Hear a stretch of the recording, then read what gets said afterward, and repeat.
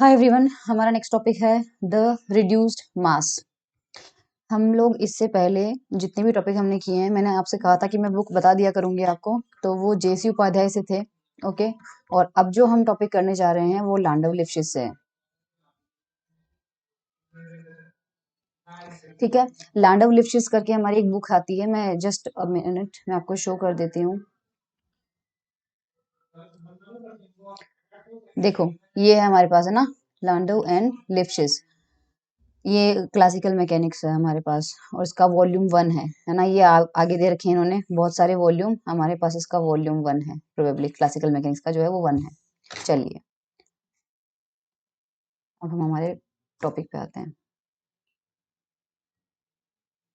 तो the reduced मास, हमारे पास सबसे पहले रिड्यूस्ड मास का कंसेप्ट होता क्या है। तो देखिए, a complete general solution can be obtained for an extremely important problem that of the motion of a system consisting of two interacting particles, the two body problem। समझ क्या बोलना चाह रहा है? जैसे मान लो हमारी अर्थ है ना, ये हमारी अर्थ है, इसके चारों तरफ मून जो है वो रिवॉल्व कर रहा है, यहाँ पे मून है। तो this is the two body problem. Two body क्यों? हमारे पास एक बॉडी m1 है, एक बॉडी m2 है और दोनों के बीच की डिस्टेंस है किसी टाइम पे r। तो टू बॉडी प्रॉब्लम हो गई। इसको सॉल्व करने के लिए आपको इसके लिए अलग से न्यूटन के लॉ सॉल्व करने पड़ेंगे, इसके लिए अलग से न्यूटन के लॉ अप्लाई करने पड़ेंगे। क्यों ना हम ऐसा करें कि हमें दो दो बार सॉल्यूशन करने की बजाय ये प्रॉब्लम कॉम्पैक्ट होके और रिड्यूस होके किसी वन बॉडी प्रॉब्लम में रिड्यूस हो जाए, सो दैट हमें एक ही इक्वेशन को सॉल्व करना पड़े। ओके। सो जो कंसेप्ट है जो टू बॉडी को वन बॉडी में कन्वर्ट कर देता है, that is the concept of reduced mass, है ना। मतलब दो बॉडीज हैं, दोनों के लिए अलग अलग डिफरेंशियल इक्वेशन सॉल्व करेंगे या न्यूटन के इक्वेशन ऑफ मोशन सॉल्व करेंगे। It will take some time, है ना। और मैथमेटिक्स भी खूब सारी करनी पड़ेगी, तो हम बार बार में, क्योंकि हमें पता है कि हम बहुत आलसी हैं, हम नहीं करना चाहते इतना काम, तो हमें एक इक्वेशन सॉल्व करने के लिए हमने क्या, लोगों ने ढूंढ लिया कंसेप्ट ऑफ रिड्यूस मास। तो आई होप ये आपको लाइन समझ में आ गई होगी। टू बॉडी प्रॉब्लम को क्या करेगा, जनरल सॉल्यूशन उसका हम लिखेंगे यूजिंग दिस कंसेप्ट। नाउ ये छोड़ दीजिए, फर्स्ट स्टेप कोई मतलब नहीं है, आप थ्योरी पढ़ना चाहे तो पढ़ सकते हैं। मैं आपको मेन जो चीजें आपको एग्जाम में जिस तरह से लिखनी है उसी तरह से बता देती हूँ। सपोज सबसे पहले हम क्या करते हैं, लाग्रांजियन लिखते हैं इस टू बॉडी प्रॉब्लम का, है ना। तो यहाँ पर देखिए लाग्रांजियन लिखा हुआ है। अब ये लाग्रांजियन कैसे आया, सबसे पहले वो समझ लेते हैं। तो हमारे पास किसी भी टाइम पे मान लीजिए दो बॉडीज हैं इन जनरल, m1 और m2, दोनों मूव कर रही है। अगर दोनों मूव कर रही है तो इसके पास भी काइनेटिक एनर्जी होगा और इसके पास भी काइनेटिक एनर्जी होगा। और दोनों के बीच की डिस्टेंस, सपोज इसकी लोकेशन है किसी टाइम पे r1 और इसकी लोकेशन है किसी टाइम पे r2, तो दोनों के बीच की डिस्टेंस कितनी हुई, r2 माइनस r1। मैग्नीट्यूड लेते हैं ताकि हमें कोई दिक्कत नहीं आए कि कौन सा ज्यादा है कौन सा बड़ा है। सो हमारे पास इन दोनों के बीच की डिस्टेंस हो गई ये। तो मैं आपसे पूछूं कि इसका लाग्रांजियन क्या होता है। लाग्रांजियन हमारे पास होता है t minus V, kinetic energy दोनों की लेनी होती है तो हो जाएगा 1/2 m1 v1 स्क्वायर। v1 को लिख लेते हैं r1 dot square plus 1/2 m2 r2 dot square. ठीक है, प्लस सॉरी माइनस माइनस, अब पोटेंशियल एनर्जी लेनी है। पोटेंशियल एनर्जी इन जनरल हमारे पास कौन सी होती है, या तो कूलम पोटेंशियल एनर्जी ले लो या ग्रेविटेशनल पोटेंशियल एनर्जी ले लो। फॉर एग्जांपल कूलम ले लेते हैं, मतलब ये m1 m2 है और इनके पास चार्ज Q1 Q2 है, तो पोटेंशियल एनर्जी कितनी होगी, K Q1 Q2 upon distance. Distance कितनी आ जाएगी, R1 माइनस R2 या R2 माइनस R1। मैंने तो वैसे भी मैग्नीट्यूड लिया सिर्फ। पोटेंशियल एनर्जी केस में क्या होगा, G m1 m2 upon R1 minus R2 या R2 माइनस R1। दोनों ही केस में ऊपर वाला टर्म तो आपका क्या है, ऊपर वाला टर्म है आपका कांस्टेंट। तो जो पोटेंशियल एनर्जी है वो सिर्फ किसका फंक्शन है, दोनों के बीच की डिस्टेंस का। तो क्या हम लिख सकते हैं, u as a function of दोनों के बीच की distance which is R1 minus R2 या फिर R2 माइनस R1। तो पोटेंशियल एनर्जी को मैं यहाँ पे लिख रही हूँ u R1 minus R2। Book में अगर R2 माइनस R1 हो तो ऐसे समझिएगा मत कि मैंने गलत पढ़ा दिया है, मैं सिर्फ मैग्नीट्यूड ले रही हूँ। तो देखिए ये इक्वेशन 13.1 देखो, लिखा हुआ है वही, यस R1 माइनस R2 लिखा हुआ है। ठीक है, अब हमें क्या करना है, लाग्रांजियन मिल गया। अब हम निकालते हैं R1 और R2 की वैल्यू। तो हमारे पास सपोज R1 माइनस R2 जो है वो हमारे पास हम रिप्रेजेंट कर रहे हैं R से। एक नोटेश मैं एक चीज बता दूं आपको क्लियरली कि यहाँ आपको जितने भी बोल्ड किए हुए, डार्क किए हुए अल्फाबेट दिखेंगे वो सारी वेक्टर क्वांटिटीज है, और जो बिना डार्क किए हुए लाइट वाले अल्फाबेट दिखेंगे, इसका मतलब वो सारी स्केलर क्वांटिटीज है। लाग्रांजियन में आप देख लीजिए 1/2 m1, मास m1 m2 को लाइट कर रखा है क्योंकि वो स्केलर क्वांटिटीज है, जबकि r1 डॉट और r2 डॉट और सिंपल r1 और सिंपल r2 इन चारों को बोल्ड कर रखा है क्योंकि r1 r2 है डिस्प्लेसमेंट वेक्टर और r1 डॉट और r2 डॉट है वेलोसिटी वेक्टर। डिस्प्लेसमेंट भी वेक्टर क्वांटिटी है, वेलोसिटी भी आपकी वेक्टर क्वांटिटी है, इसलिए उसको बोल्ड किया है। तो हमारे पास दो इक्वेशन बनाते हैं और उनको सॉल्व करेंगे। पहली इक्वेशन ये है कि मान लीजिए अगर हमें पता है r1 vector minus r2 vector, suppose हम इसको रिप्रेजेंट करते हैं r से, जो कि दोनों पार्टिकल के बीच की रिलेटिव डिस्टेंस होगी या रिलेटिव पोजीशन वेक्टर होगा। और दूसरा हमें पता है कि मान लीजिए दूसरा हमें एक चीज और मिल जाती है कि मान लीजिए आपके पास ये m1 है और ये m2 है।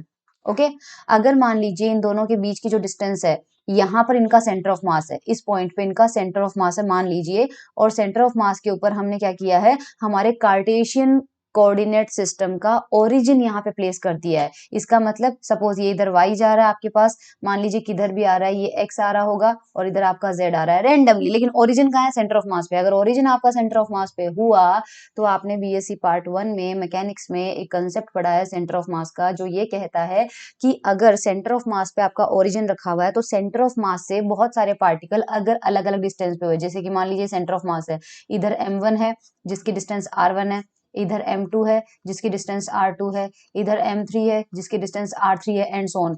तो सेंटर ऑफ मास की डेफिनेशन से समेशन mi ri वेक्टर हमेशा क्या होता है, जीरो होता है। हमारे केस में m1 m2 दो ही पार्टिकल है और हमने उनके सेंटर ऑफ मास पे हमारा कोऑर्डिनेट सिस्टम का ओरिजिन यानी सेंटर रख दिया है, तो हमें क्या मिलेगा, समेशन mi ri को एक्सपांड करो दो पार्टिकल के लिए, तो कितना हो जाएगा, m1 r1 vector plus m2 r2 vector that is equal to 0। This is equation number 1 and this is equation number 2। दो इक्वेशन है, दो अननोन है। दो अननोन कौन कौन से हैं, r1 vector and r2 vector.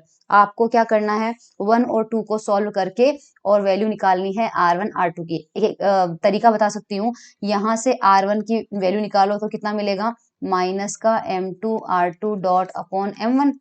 ये r1 की वैल्यू उठा के आप यहाँ पर रख दीजिए, ठीक है। तो आपको क्या मिल जाएगा, r1 की वैल्यू रख देते हैं तो माइनस का m2 r2 अपॉन m1, ये तो हो गया r1 वेक्टर, माइनस का r2 is equals to r। इसको सॉल्व करके कॉमन ले लीजिए, r2 आ जाएगा आपके पास कॉमन, है ना। r2 हमारे पास कॉमन आ जाएगा तो क्या बनेगा, माइनस का r2 कॉमन ले लेती हूँ एक बार, तो मुझे मिल रहा है 1 plus m1 m2 upon m1 is equals to r vector. यहाँ से अपन को r1 की r2 की वैल्यू मिल जाएगी। हाँ, यहाँ से आपको ये देखिए R2 की वैल्यू ये मिल रही है, यस। अब उसी तरह से मैंने क्या किया था, R1 की वैल्यू एक इक्वेशन से निकाल के ऊपर वाले में पुट कर दी थी। आप उल्टा करेंगे, R2 की वैल्यू निकाल के और उसमें पुट करेंगे तो आपको R1 भी आ जाएगा। तो इक्वेशन 13.2 जो है उसका डेरिवेशन मैं नहीं कर रही हूँ, यहाँ से आप R2 निकालेंगे वही मिलेगा आपको जो भी मिला हुआ मैंने दिखाया था। सिमिलरली अपन R1 भी निकाल सकते हैं। Okay, I hope that is clear to you. तो इक्वेशन 13.2 तक हमें कोई दिक्कत नहीं है। अब हमें क्या करना है, जैसे ही हमें R1 वेक्टर और R2 की वैल्यू मिल गई है, क्या करेंगे, सब्सटीट्यूशन इन 13.1 गिव्स, ये 13.2 की दो वैल्यूज जो है ये उठा के हम रख देंगे किसमें, लाग्रांजियन में रख देंगे। अरे यार ये रखना भारी काम है, चलो रखते हैं, क्योंकि ये वाली बुक तो हमने काफी अच्छे लेवल की ले ली है। तो लाग्रांजियन हमारे पास था 1/2 m1 r1 dot square plus 1/2 m2 r2 dot square minus u। अब यहाँ पे ब्रैकेट में u के ब्रैकेट में क्या था, देखो mode of r1 minus r2 था, और हमें r1 माइनस r2 हमने अभी भी देखा है, r1 माइनस r2 को हम क्या लिख रहे हैं, सिंपली r लिख रहे हैं, तो यहाँ तो सिंपली r आ जाएगा, ये तो सिंपली r आ जाएगा। r1 इसकी वैल्यू रखते हैं तो हमारे पास रखना पड़ेगा, क्या आया था r1, r1 हमारे पास आया था, मुझे यहाँ से देखना पड़ेगा, m2 upon m1 plus m2, m2 upon m1 plus m2, और साथ में हमारे पास कितना था, आई होप r था। और सिमिलरली r2 हमारे पास क्या था, r2 भी देख लेते हैं एक बार, r2 हमारे पास कितना है, माइनस का m1 upon m1 plus m2, और साथ में कितना है r वेक्टर, ये r1 r2 आया था। तो डॉट लगेगा तो देखो इस पे डॉट लगाओगे तो मास पे तो लगेगा नहीं, ऑब्वियसली इस पे डॉट लग जाएगा, इस पे डॉट लगाओगे तो इस पे डॉट लग जाएगा। मेरे वीडियो के पीछे ये सब कुछ छुप रहा होगा ना, तो I am really very sorry, मुझे पता नहीं चलता है मेरा वीडियो कहाँ तक आ रहा है। वैल्यूज पुट करते हैं, चलो 1/2 m1 r1 dot square, r1 dot square का मतलब है m2 upon m1 plus m2 का square r dot square plus 1/2 m2 m m2 r2 dot square वो माइनस में है, लेकिन हमें तो स्क्वायर लेना है, तो माइनस से कोई फर्क पड़ेगा नहीं हमें, है ना। इसका स्क्वायर और r डॉट स्क्वायर माइनस का u इंटू आर, ये आ जाएगा। चलिए अब हमें क्या करना है यार, अब हमें करना है, इसको सिंप्लीफाई करोगे क्या, इसको सिंप्लीफाई करने से हमें क्या मिलेगा, म्यू मिलना चाहिए 1/2 और r डॉट स्क्वायर कॉमन आ रहा है, ठीक है। बचेगा हमारे पास क्या है, m1 m2 का स्क्वायर प्लस m2 m1 का स्क्वायर, और दोनों में से हमारे पास आ रहा है m1 प्लस m2 का होल स्क्वायर, और ये हमारे पास आ रहा है माइनस का u इंटू आर, है ना। मैंने देखो कॉमन लिया है, उसके बाद एलसीएम लिया है, और ऊपर यहाँ पे m2 का स्क्वायर है, यहाँ पे m1 है, यहाँ पे m1 का स्क्वायर है, यहाँ पे m2 है, तो 1/2 r डॉट स्क्वायर, इसमें से हम कॉमन क्या लेंगे, m1 m2, ऊपर m1 m2 कॉमन ले लो, m1 m2 कॉमन लूंगी तो ऊपर बचेगा m2 प्लस m1, नीचे आ रहा है m1 प्लस m2 का होल स्क्वायर, चलो माइनस का u इंटू आर, है ना। इस एक पावर से एक पावर कैंसिल आउट हो जाएगा, 1/2 r dot square m1 m2 upon m1 plus m2 minus U R. Suppose मैं इसे म्यू से रिप्रेजेंट करती हूँ, म्यू से, है ना, म्यू से, या सिंपली हमारी बुक में m से किया हुआ है, m से कर लीजिए या म्यू से कर लीजिए, मैं म्यू से करना पसंद करती हूँ, तो आ जाएगा mu r dot square minus U are.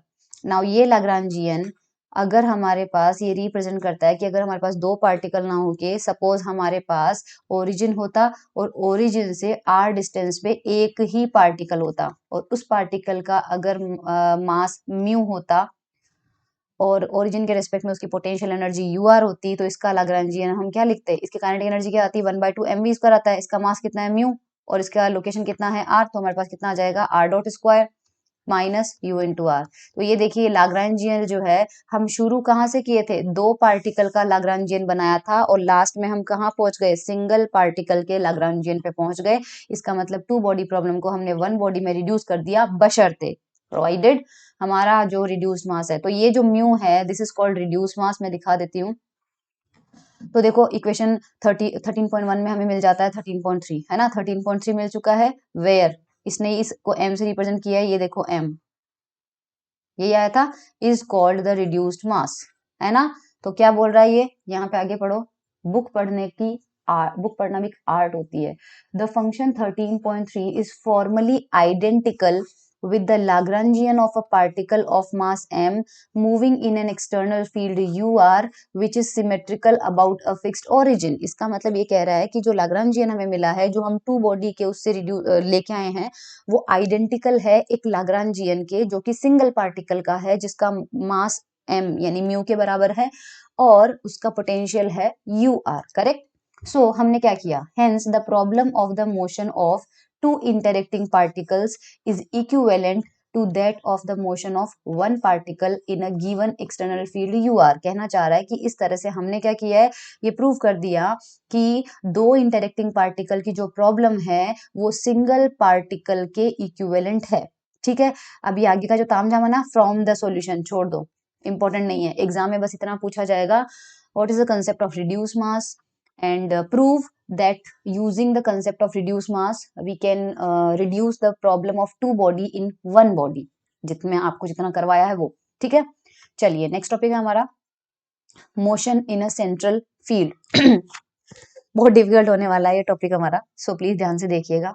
Motion in a central field, आपने बीएससी पार्ट 1 के अंदर सेंट्रल फोर्स फील्ड के कुछ डेफिनेशन पढ़ी होगी कि कौन सा फोर्स जो है वो सेंट्रल फोर्स कहलाएगा। दो क्वालिटी, दो शर्तें होती है, दो कंडीशन होती है किसी फोर्स के लिए सेंट्रल फोर्स होने के लिए। एक तो वो फोर्स जो है वो हमेशा आर पे डिपेंड करना चाहिए, डिस्टेंस का फंक्शन होना चाहिए वो फोर्स, है ना, और किसी उसकी जो लाइन ऑफ एक्शन है वो हमेशा किसी पर्टिकुलर पॉइंट से पास होनी चाहिए। खैर मैं अभी आपको इस बीएससी पार्ट 1 के अंदर आप सेंट्रल फोर्स की डेफिनेशन डिटेल से पढ़ लेना, हमें उतना जरूरी नहीं है, हमें बस यहाँ पर ध्यान रखना है कि जैसे सेंट्रल फोर्स है तो जैसे कूलम फोर्स होता है Q1 Q2, इन दोनों के बीच में अगर डिस्टेंस आर है तो इन दोनों के बीच में लगने वाला जो फोर्स होगा वो हमारा क्या होगा, सेंट्रल फोर्स होगा। कितना होता है, K Q1 Q2/r²। Similarly attraction force होता है G M1 M2/r²। ये दोनों ही सेंट्रल फोर्स हैं। तो हमारे पास ये फोर्स जो है वो इनवर्स स्क्वायर लॉ को फॉलो कर रहा है, क्योंकि आर का स्क्वायर है उसका इनवर्स है यहाँ पे, है ना। तो एक तो जो फोर्स है वो आर का फंक्शन होना चाहिए और उसका जो लाइन है वो एक पर्टिकुलर पॉइंट से हमेशा पास आउट होनी चाहिए। तो ये कंडीशन ये होती है कि ये जो फोर्स लगेगा वो Q1 Q2 को मिलाने वाली लाइन या फिर M1 M2 को मिलाने वाली जो लाइन होगी, अगर M2 इधर चला गया तो फोर्स हमेशा इसको शिफ्ट हो जाएगा, मतलब हमेशा ये जो फोर्स रहेगा दोनों को मिलाने वाली लाइन के अलोंग रहेगा। तो ये सेंट्रल फोर्स फील्ड हमारे पास होता है। चलिए, कोई इंपॉर्टेंट नहीं है। द फोर्स, ये थ्योरी नहीं समझ में आ रही तो आपको दिक्कत नहीं है, जो डेरिवेशन वाला पार्ट है that I will explain. The force acting on a particle F is equals to minus का del u by del r या माइनस का d u by d r. ये आपको डेरिवेशन, ये एक्सप्रेशन पता है आपको, है ना। फोर्स जो होता है F is equals to, conservative के लिए हमने लैग्रांजियन में बहुत पढ़ चुके हैं, F is equals to minus का d u upon d r. ठीक है, ये मैग्नीट्यूड लिखा है। अगर हमें वो चाहिए, डायरेक्शन चाहिए, तो यहाँ पे लगाओ वेक्टर और यहाँ पे लगाओ आर कैप, क्योंकि वो आर कैप की डायरेक्शन में होता है। तो ये हमारे पास फोर्स का एक वो लॉ होता ही है। नाउ देखो, अब as already been shown in, हम ये चीजें नहीं करेंगे जो पहले शोन कर रखी है, क्योंकि जो जिन चीजों की जरूरत पड़ेगी हम इंस्टेंटली उसे लाइव यहाँ पे इसमें डिराइव करेंगे। एंगुलर मोमेंटम देख लेते हैं। Angular momentum of any system relative to the centre of such field is conserve. ये हमेशा ध्यान रखिएगा। बीएससी पार्ट 1 के अंदर आपको मैकेनिक्स की जो बुक है, हमारे राजस्थान में तो सीबीएच पब्लिकेशन की चलती है, वो आप देख लीजिएगा। उसमें ये प्रूव किया हुआ है कि सेंट्रल फोर्स फील्ड में अगर कोई पार्टिकल मोशन करता है तो उसका एंगुलर मोमेंटम कंजर्व रहेगा। अब नॉर्मली एंगुलर मोमेंटम को हम एल से डिनोट करते हैं, लेकिन क्योंकि हम लाग्रांजियन को एल से डिनोट कर चुके हैं, इसलिए अब हम एल से डिनोट नहीं करेंगे। तो हम एंगुलर मोमेंटम को लेंगे एम से, और एंगुलर मोमेंटम का एक्सप्रेशन हम जानते हैं कितना होता है, आर क्रॉस पी। तो ये देखो यहाँ पे m is equal to R cross P, correct. ये हमारे पास हो जाएगा। नाउ एक और हमारे पास ये होता है। अब ये चीजें अगर आपको समझ में नहीं आ रही है, मतलब आगे, क्योंकि सारी थ्योरी हम नहीं पढ़ेंगे, जो काम काम की लाइन है वो बस वो पढ़ेंगे। अभी एज फॉर नाउ मैंने आपको केवल फोर्स का एक्सप्रेशन बताया है, और मैंने आपको एंगुलर, हालांकि हम ये पढ़ सकते हैं since m is perpendicular to r, वो कैसे परपेंडिकुलर होता है इजीली कर सकते हैं यार। देखो m का एक्सप्रेशन कोई भी अगर बोलेगा m is equal to R cross P है, हमें पता है कि ये वेक्टर जो होता है इस वाले के परपेंडिकुलर होता है, इस वाले के परपेंडिकुलर होता है। तो लिखा हुआ है ना since m is perpendicular to r, तो वो छोड़ो, वो काम का नहीं है। नाउ हम क्या करेंगे, यूजिंग पोलर कोऑर्डिनेट्स। इस सिचुएशन में हम दो, वैसे पोलर कोऑर्डिनेट क्या होते हैं, आर और थीटा होते हैं, करेक्ट। हम क्या करेंगे, आर और थीटा की जगह बस हम नया एंगल का नोटेशन ले रहे हैं फाई। ध्यान रखिएगा, हम सिर्फ नया नोटेशन ले रहे हैं, उससे कोई फर्क नहीं पड़ेगा। पोलर कोऑर्डिनेट में लाग्रांजियन हम पढ़ चुके हैं। लाग्रांजियन के एक्सप्रेशन में जहां जहां थीटा आ रहा था वहां वहां फाई कर दीजिए। कारण, क्योंकि जब हमने लाग्रांजियन डिराइव किया था तब हमने जेसी उपाध्याय वाली बुक से किया था। अब हम जो टॉपिक पढ़ रहे हैं वो अलग बुक से पढ़ रहे हैं, लाडो लिप्सिस से पढ़ रहे हैं, तो ऑब्वियसली सारे ऑथर जो होते हैं उनके नोटेशन डिफरेंट डिफरेंट हो सकते हैं। तो ये लाग्रांजियन का फॉर्मूला हम पढ़ चुके हैं। Just a minute. सो हमारा लाग्रांजियन ये पढ़ा हुआ आपने ना, 1/2m r dot square plus R square, theta dot square हुआ करता था, अब हम थीटा की जगह फाइव ले रहे हैं। ठीक है, ये बोल रहा है C4.5, नहीं, वी विल नॉट C4.5, क्योंकि हमें पता है ये लाग्रांजियन ही होता है। Now this function does not involve the coordinate phi dot explicitly.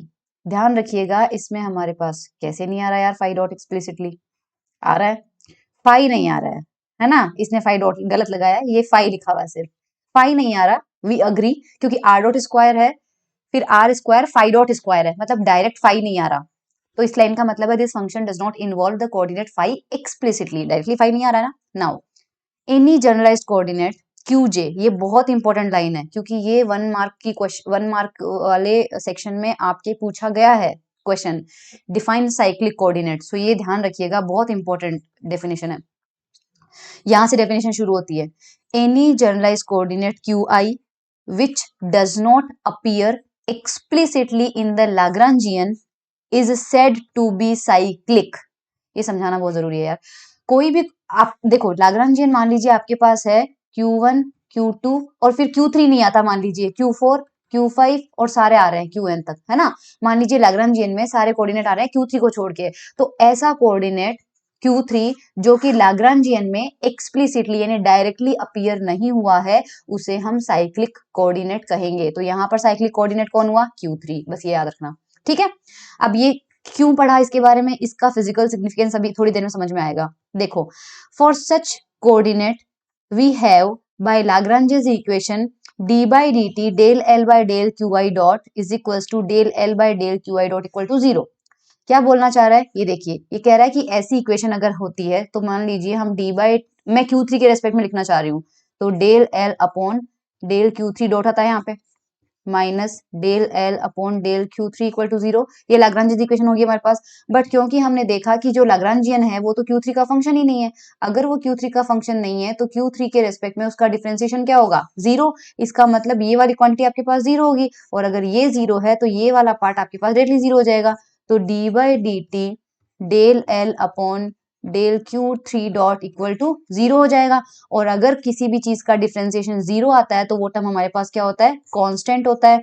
तो del upon del Q3 is equal to आपके पास रहेगा कांस्टेंट। और हम पहले जेसी उपाध्याय वाले टॉपिक से पढ़ चुके हैं कि del upon del Q dot जो होता है that is linear momentum P।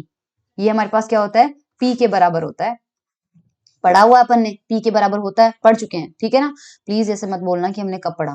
तो यहाँ पर ये यही बोल रहा है, so that the corresponding generalized momentum Pi is equals to del L upon del QI dot is an integral of the motion. Integral of motion वही बोलते हैं जो चीज कांस्टेंट होती है, उसी को इंटीग्रल ऑफ मोशन बोलते हैं। तो डोंट गेट कंफ्यूज्ड। हाँ, this leads to a considerable simplification of the problem of integrating the equation of motion when they are cyclic coordinate। फालतू बात है, मत ध्यान दो, मतलब काम की भी होगी तो मेरे को नहीं समझानी है ना। तो आगे चलिए, क्या काम का है, वो ये है कि हमें ये प्रूव करना था कि सेंट्रल फोर्स के अंदर एंगुलर मोमेंटम जो है वो कंजर्व रहेगा, वही हम प्रूव करना चाह रहे हैं। In the present case generalize momentum क्या होगा हमारा, P5 होगा। क्यों 5 होगा भाई, देखो क्यों 5 होगा। अब वापस बैक टू द पवेलियन, हमारे पास लाग्रांजियन क्या था, 1/2m r dot square plus r square phi dot square minus U are.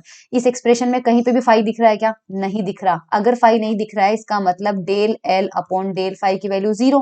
इसका मतलब D by D T del L upon del phi dot is equal to 0। इसका मतलब this quantity is constant. और del L upon del phi dot क्या होगा, यहां से निकालो, del L upon del phi dot, ये एल यहां से यहां रख दो, फाई डॉट के रिस्पेक्ट में डिफरेंशिएशन करो तो 1/2m तो एज इट इज रहेगा, इसका 0 हो जाएगा क्योंकि इसमें फाई डॉट नहीं है। यहाँ पे फाई डॉट है, फाई डॉट है तो आर स्क्वायर तो एज इट इज रहेगा। फाई डॉट का कितना हो जाएगा, 2 phi dot, phi dot square कितना हो जाएगा, 2 phi dot, and that is equal to constant. ये क्या होना चाहिए हमारा, कांस्टेंट होना चाहिए।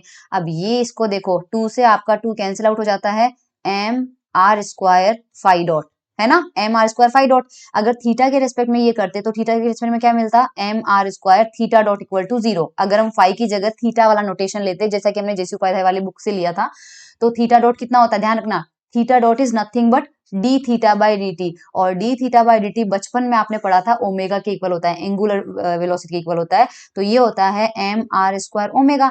एम आर स्क्वायर आपका क्या होता है, moment of inertia, I omega, और आई ओमेगा आपका क्या होता है, एंगुलर मोमेंटम। अब ये सारे बीएससी के वो है टर्म्स है, प्लीज डोंट आस्क मी ये फॉर्मूले कैसे आया, है ना। M are square theta dot को एंगुलर मोमेंटम क्यों लिया, ये बच्चों वाली चीजें हैं यार, है ना। तो हमारे पास ये चीज आ गई कांस्टेंट, राइट। तो इसका मतलब this is angular momentum is equals to constant. इसका मतलब हमने ये साबित कर दिया है कि सेंट्रल फोर्स में मूविंग कोई पार्टिकल होगा तो उसका एंगुलर मोमेंटम जो है कांस्टेंट रहेगा। एग्जाम में अगर आपसे पूछा जाए कि prove that angular momentum of a particle moving under central force remains constant, तो यही तामझाम करना है ना। इसने तो सारा थ्योरी में बोल दिया है, इसने तो सारा थ्योरी में बोल दिया है, लेकिन मैंने आपको बता दिया कि वो कैसे रहेगा। So we have proved the equation 14.2। I hope it is clear to you now. आगे क्या बोल रहा है, this law has a simple geometrical interpretation in the plane motion of a single particle in a central field. Okay, कुछ नहीं, ये बोल रहा है कि ये जो हमें इक्वेशन 14.2 मिली है इसका ज्योमेट्रिकल इंटरप्रिटेशन से हमें एक चीज और समझ में आती है, रेडियल वेलोसिटी, केपलर का सेकंड लॉ भी हमें समझ में आता है। देखो कैसे आएगा। Suppose the expression 1/2 r dot r d phi is the area of the sector bounded by two neighbouring radius vectors and an element of the path. मैं बताती हूँ क्या बोलना चाह रहा है। देखो हालांकि ये भी हमने बीएससी में पढ़ रखा है, लेकिन चलो हम पढ़ते हैं। देखो सपोज आपका कोई पार्टिकल सेंट्रल फोर्स के अंदर, सेंट्रल फोर्स की वजह से यहाँ से शिफ्ट होके यहाँ पर आया, और उसका ये फोर्स का सेंटर है ना, इसके चारों तरफ वो काट रहा है, तो उसका पहले रेडियस वेक्टर ये था, करेक्ट, यहाँ से आ गया, और अब उसका रेडियस वेक्टर मान लीजिए यहाँ पर पहुंच गया, ठीक है। अब अगर मान लीजिए वो एग्जैक्ट सर्कुलर शेप में नहीं होता, यहाँ से यहाँ चला जाता और आपका सेंटर यहीं पे ही है, तो ये मान लीजिए आर है, और बहुत छोटा सा डिस्प्लेसमेंट लेना है ताकि ये आर प्लस डी आर हो जाए। और मान लीजिए यहाँ पे उसने जो एंगल ट्रेवर्स किया है वो कितना है, d5। तो आप तो मुझे ये बताइए कि उसके रेडियस वेक्टर ने जो एरिया ट्रेस किया है, मतलब ये वाला एरिया, ये एरिया कितना होगा। एरिया कैसे लेते हैं भैया, एरिया कैसे लेते हैं, हमें पता है रेडियस वेक्टर जो होता है वो हमेशा पेरीफेरी पे 90 डिग्री का एंगल बनाता है, so this is 90 degree angle. तो आपके पास यहाँ पे ये चीज कितनी है, इसकी लेंथ कितनी हो जाएगी, this is are D five. Arc length के एक्सप्रेशन से ये कितनी हो जाएगी, आर डी फाइव, और हमारे पास ये वाली लेंथ कितनी है, आर। सपोज क्योंकि हमारे पास डी फाइव बहुत छोटा है, तो डी फाइव बहुत छोटा होने की वजह से इस ट्राइंगल को हम राइट एंगल ट्राइंगल कंसीडर कर सकते हैं। राइट एंगल ट्राइंगल का एरिया कैसे लेते हैं, 1/2 बेस इंटू हाइट, लिखना नहीं है मुझे, बेस इंटू हाइट। तो हमारे पास सपोज ये बेस आपका, ये बेस है, इसे आप हाइट मान लीजिए, इसे आप क्या मान लीजिए, हाइट मान लीजिए। तो 1/2 इंटू बेस तो हो गया आर, हाइट हो गया आर डी फाइव। तो 1/2 R into R D five is nothing but the area, जो कि किसने स्वैप किया है, उस पार्टिकल की रेडियस वेक्टर ने। जब वो रेडियस वेक्टर जैसे जैसे घूमा तो उसने उतना एरिया ट्रेवर्स किया, कवर किया, यही ये भाई साहब बोल रहे हैं। अब देखो इसकी लैंग्वेज शायद अब समझ में आ जाएगी आपको। This law has a simple geometrical interpretation in the plane motion of a single particle. क्या बोल रहा है, the expression 1/2 R into R D five is the area of the sector, is the area of the sector bounded by two neighboring radius vector and an element of the path। Figure दिखा देती हूँ, ये देखो ये बोल रहा है यहाँ पे O पॉइंट था, ये R था, ये D5 है, और यहाँ से ये जो डिस्टेंस है this is R plus D R, है ना।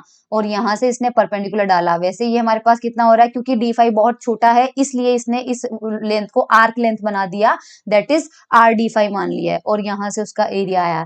तो इससे हम क्या लिख सकते हैं, suppose calling this area DF, इस एरिया को, कौन से एरिया को, जो यहाँ पे इतने इसने स्वैप किया ना, सपोज दिस एरिया को हम डीएफ बोल देते हैं। हमने डीएफ एरिया क्यों बोला, क्योंकि डी फाई एंगल के करस्पॉन्डिंग एरिया आया है। अगर पूरा एंगल फाई ले लेते उसके करस्पॉन्डिंग टोटल एरिया हमारा एफ आता, बट हम डी फाई छोटा सा एंगल ले रहे हैं तो एरिया भी हमने ले लिया DF. We can write the angular momentum of the particle as m is equal to 2m f dot. 2m f dot लिया है इसने। 2m f डॉट का मतलब क्या है, एंगुलर मोमेंटम को लिखा है 2m f dot. f dot का मतलब कितना हो जाता है, df बाई dt। हमारे पास ये एरिया है, जबकि हमने देखा था कि df कितना था, एरिया स्वेप्ट, और एरिया स्वेप्ट हमारा कितना था, 1/2 r स्क्वायर d5। तो ये df की वैल्यू अगर मैं यहाँ रखूं तो मुझे कितना मिलेगा, 2m 1/2 r square d5 upon dt, right. 2 से 2 कैंसिल आउट हो जाता है, आपका एक्सप्रेशन आ जाएगा M are square D five by D कितना हो जाता है, फाइव डॉट। और यही थोड़ी देर पहले हमने देखा था, m is equal to M are square five dot, थोड़ी देर पहले हमें मिला था ना।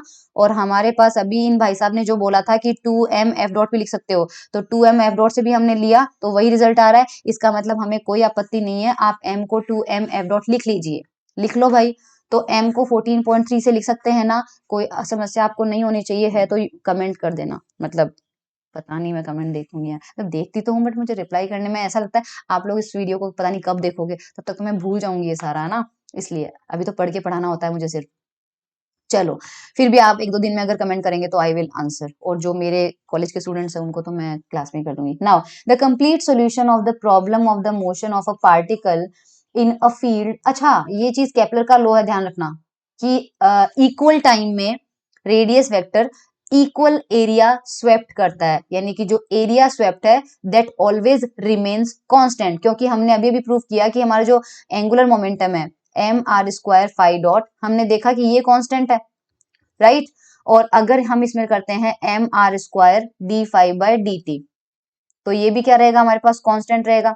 अब इसमें हमने यहाँ पर दोनों साइड में हमने एक कांस्टेंट से मल्टीप्लाई किया, और वो कांस्टेंट कौन सा है, 1/2m इधर, और इस कांस्टेंट से भी आप कर दो 1/2m। तो कांस्टेंट से 1/2m को मल्टीप्लाई करोगे तो कांस्टेंट ही आएगा, लेकिन यहाँ इस साइड क्या हो जाएगा, 1/2r² d∅/dt।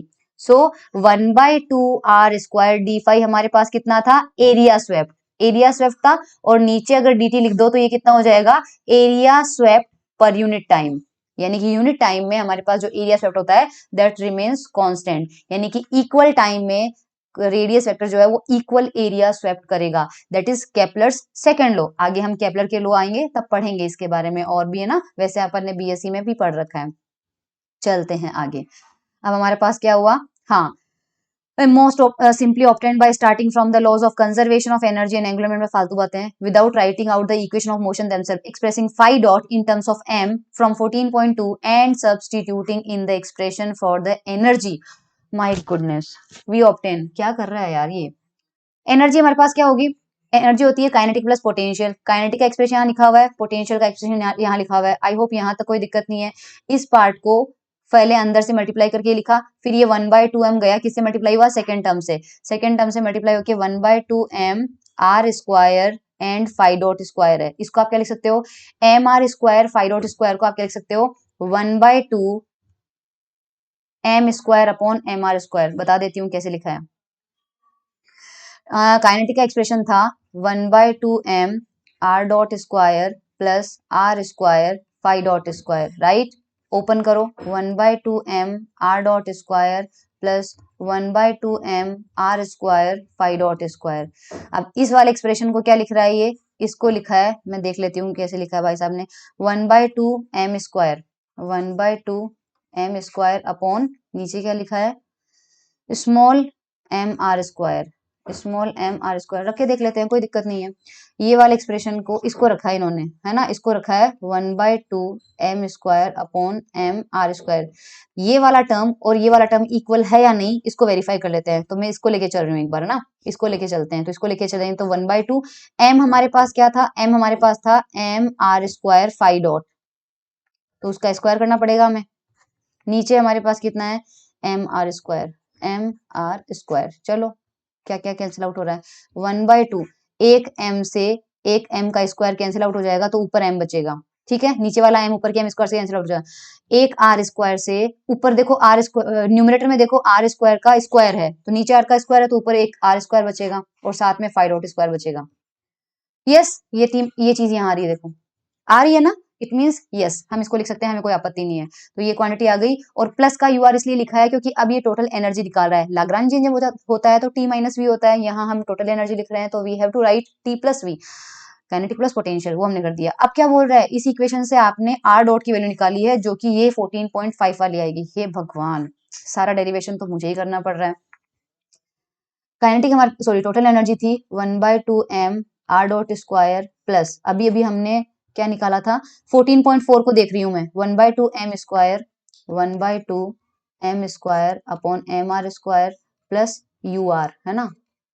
ये है, हमें आर डॉट की वैल्यू निकालनी है, आर डॉट की वैल्यू निकालनी है तो इसको इधर लेके जाओ और इसको भी इधर लेके जाओ, तो हमें मिल जाएगा e minus m² upon 2mr² minus का ur is equals to 1/2m r.²।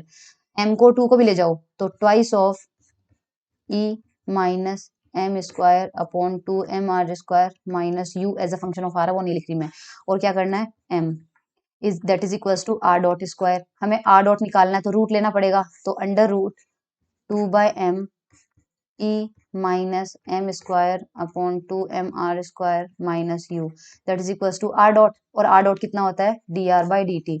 देख लेते हैं ये लिखा है क्या, इक्वेशन 14.5 देख लो, वही लिखा है।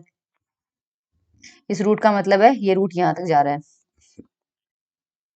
ओके है, थोड़ा सा अलग नहीं आ गया। अच्छा, इस 2/m को ये m² से मल्टीप्लाई मतलब कर नहीं रहा है, देखो बात एक ही है, बात एक ही है। इसी को आप क्या कर सकते हो, 2/m को e माइनस यू तो ले लो और रिमेनिंग पार्ट इससे मल्टीप्लाई करके अलग से लिख दो, तो माइनस का 2/m m² अपॉन 2mr², ये लिख सकते हैं, that is equals to r dot.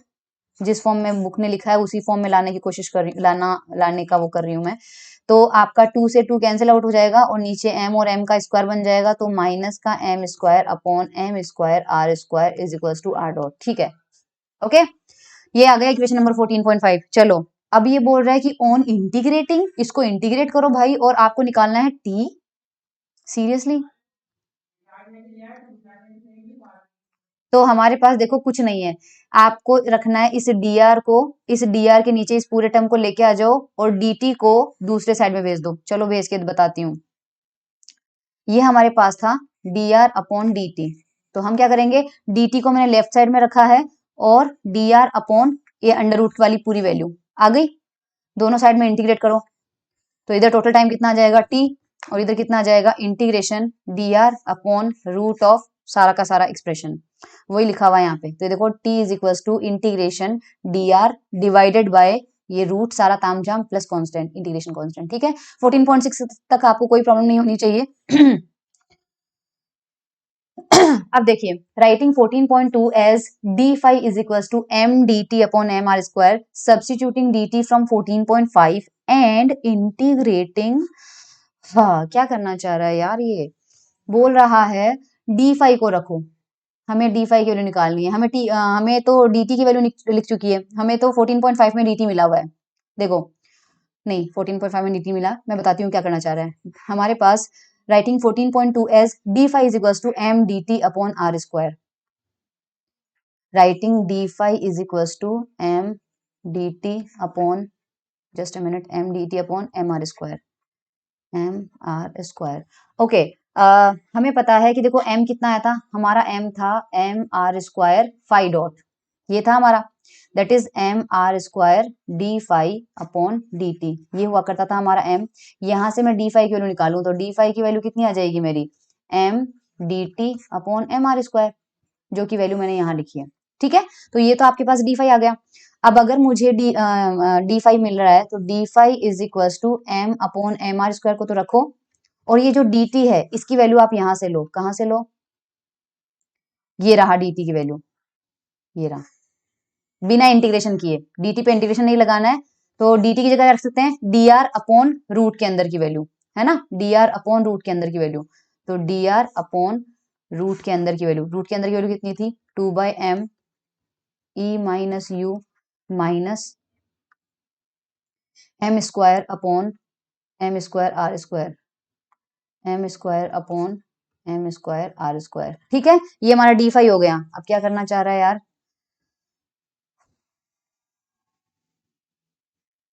अब हमें क्या करना है, इसको अंदर भेजना चाह रहा है यार, ये तो ऊपर क्या आ रहा है, हाँ m और r स्क्वायर, इनको आप dr के साथ में लिख लो। देखो मैं बताती हूँ क्या करना चाह रहा है, 1/m को रहने दो, ऊपर इस dr के साथ में इस m को और r स्क्वायर को लिखो तो क्या मिलेगा, m dr upon r square, ऊपर लिख लिया मैंने, और नीचे हमारे पास है root 2/m e by u minus m square upon m square r square, ये साथ में है 1/m। तो ये जो 1/m है बेसिकली वो क्या है, यहीं पर लिख सकते हैं उसको, 1/m लिख सकते हैं ना ऐसे। तो ये जो 1/m है, ये m कहाँ जा सकता है, नीचे जा सकता है कि नहीं जा सकता, क्योंकि ये 1/m है, तो इस m को रूट के अंदर भेजो, रूट के अंदर भेजो तो रूट के अंदर कैसे जाएगा, ये स्क्वायर होके जाएगा, स्क्वायर होके जाएगा, कर लेते हैं भाई, वो भी कर लेते हैं। नीचे वाला जो m था ना, इस m को अंदर भेजो तो ये एक्सप्रेशन में क्या मिलेगा हमें, हाँ, तो ये स्क्वायर होके जाएगा, तो रूट के अंदर 2/m, m स्क्वायर से मल्टीप्लाई होगा और आ जाएगा e minus u minus m square into m square upon m square r square. मैंने इस m को रूट के अंदर ले लिया है, वो आपको समझ में आ जाएगा, इससे ये कैंसिल आउट हो जाएगा, ये आ रहा है m dr upon r square divided by root of, कितना आ रहा है, एक m से m कैंसिल हो जाएगा, 2m e minus u minus square से स्क्वायर कैंसिल आउट हो जाएगा, m square upon r square. ये हमारा चल रहा है d फाई, बस d फाई की वैल्यू निकालनी थी, देख लो एक बार d फाई की वैल्यू। अच्छा फाई चाहिए तो हमें क्या करना पड़ेगा, इंटीग्रेट भी कर दो, कोई दिक्कत नहीं है, दोनों साइड में इधर इंटीग्रेशन कर दिया, इधर तो हो जाएगा फाई और इधर इंटीग्रेशन लगा हुआ रहने दो। तो देखो ये आ रहा है कि नहीं, यस, ये m dr upon r square आ गया, ये 2m e माइनस यू आ गया minus m square plus constant. 14.7 को मैंने पूरा एक्सप्लेन कर दिया है, अब आपको नहीं समझ में आया तो मेरी समस्या नहीं है यार, मेरे को ऐसा ही आता है पढ़ाना। नाउ क्या बोलना चाह रहा है कि 14.6 and 14.7 formulate 14.6 and 14.7 give the general solution of the problem, general solution हमें 14.6 से t से और 5 से मिलता है, क्योंकि t भी देखो इन टर्म्स ऑफ r है, 5 भी इन टर्म्स ऑफ r है, तो r के टर्म्स में हमें 5 और t मिल चुका है। Now the latter formula gives the relation between r and 5, latter का मतलब 14.5 14.7 बाद वाला इक्वेशन, जो एक्सप्रेशन है 14.7 वो हमें r और 5 में रिलेशन देता है। ठीक है, ठीक है भाई, कोई दिक्कत नहीं है हमें।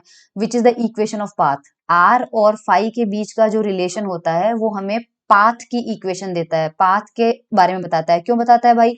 क्योंकि हमारे दो पोलर कोऑर्डिनेट लिए थे हमने, आर और फाई। जैसे हम अगर एक्स और वाई लेते, मान लीजिए एक्स और वाई लेते हैं ना, ये इधर वाई आता और ये इधर हमारा एक्स आता, और एक्स और वाई में ग्राफ बनता ही ऐसा, तो ये इलिप्स बन रहा है, तो हम बोलते हैं इलिप्स का ग्राफ है।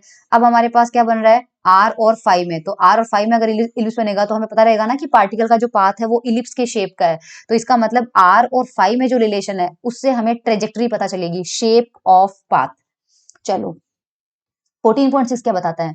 Gives the distance r from the centre as an implicit function of time.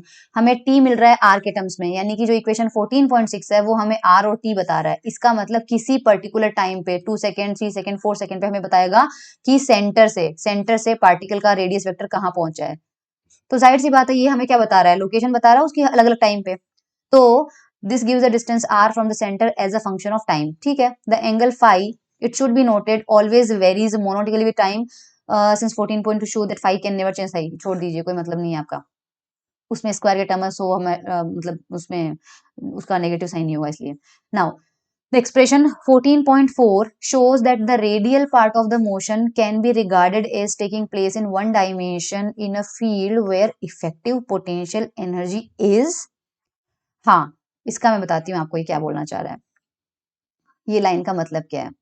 Total energy हमें मिली है ये u plus m square upon 2m r square plus 1/2m r dot square. हमें पता है कि काइनेटिक एनर्जी ये होती है, दिस इज काइनेटिक एनर्जी। और हमें पता है कि नॉर्मली हम जब बोलते हैं ना कि हमें टोटल एनर्जी निकालना है, तो बिना सोचे समझे हमारे दिमाग में एक ही चीज क्लिक करती है कि टोटल एनर्जी मतलब काइनेटिक प्लस पोटेंशियल। हमारे पास यहाँ पर 3 टर्म है, तो क्यों ना इस 3 टर्म को हम 2 टर्म में कन्वर्ट कर लें। काइनेटिक के साथ छेड़छाड़ नहीं कर सकते क्योंकि वो 1/2m आर डॉट स्क्वायर होगा।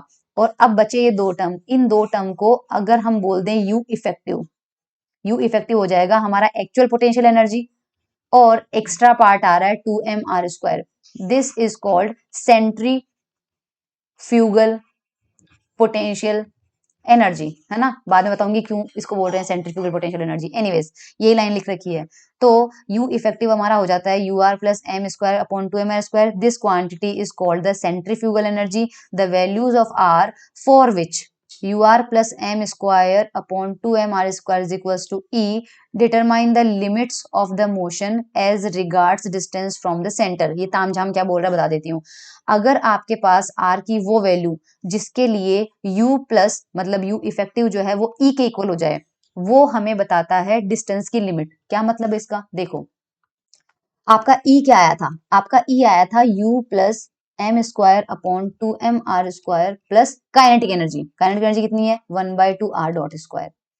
आर की वो वैल्यूज जिसके लिए E is equals to U plus m square upon 2m r square हो जाए। आर की वो वैल्यूज जिसके लिए ये कंडीशन हो जाए। ये कंडीशन कब होगी? जब आपका ये टर्म 0 होगा। इसका मतलब पार्टिकल की काइनेटिक एनर्जी जो है वो खत्म हो जाए। पार्टिकल की काइनेटिक एनर्जी कब खत्म होगी? जब उसकी वेलोसिटी क्या हो जाएगी? 0। वेलोसिटी 0 होने का मतलब वो कहाँ पे आ गया? रेस्ट पे। तो इसका मतलब ये है कि आर की वो वैल्यूज जिस पे पार्टिकल जाते जाते जाते जाते ऐसी पोजीशन पे पहुंचेगा जहां वो स्टॉप हो जाता है, क्योंकि जब वो स्टॉप होगा तभी उसकी काइनेटिक एनर्जी खत्म हो जाएगी। तो इसका मतलब पार्टिकल की लिमिट बता रहा है ना, डिस्टेंस की लिमिट, कि उसकी डिस्टेंस की जो लिमिट है वो यहीं तक आएगा।